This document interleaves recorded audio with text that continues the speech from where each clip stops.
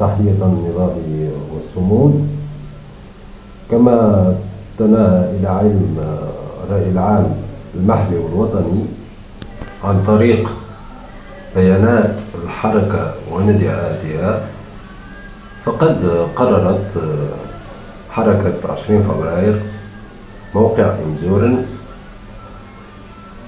تنظيم وقفة احتجاجية بساحة 24 من فبراير، وذلك استجابة لنداء مجلس دعم الحركة على المستوى الوطني. هكذا تم إذن، وبمجرد أن بدأ الرفاق نشطاء ومناضلي حركة 20 فبراير بالالتحاق بالموقع حيث سننفذ وقفتنا، نفاجأ بتطويق غير مسبوق للمنطقة وبإنزال أمني مكثف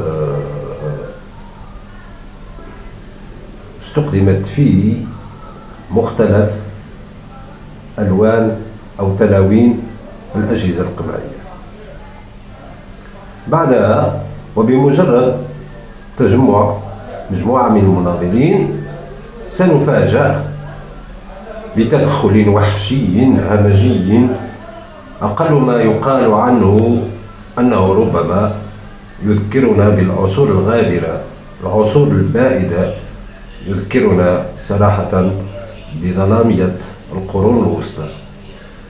أن يجلد المواطنون ويسحلوا ويعذبوا ويركلوا ويلطموا، زيادة على تلفظ بعض أفراد القوات القمعية بتعابير عنصرية وبسباب وشتم مقطع من قبيل وصف أبناء المنطقة بالأوباش أو التشكيك في إنسابهم أو وهلم جرا. بالمناسبة نندد عاليا بمثل هذا الإجرام الممارس في حق أبناء شعبنا العزال. إدانتنا الشديدة لأساليب التعامل التي تخرق وتستهتر بكل قانون أن يتقن المسؤولون على الشأن المحلي والقيادات الأمنية التي يدورون في فلكها أن يتقنوا التنكيل والبطش بالمواطنين. فهذا ما يجعلنا نواجه بوضوح ضيف شعارات من قبيل دولة الحق والقانون والعهد الجديد والمصالحة مع المنطقة.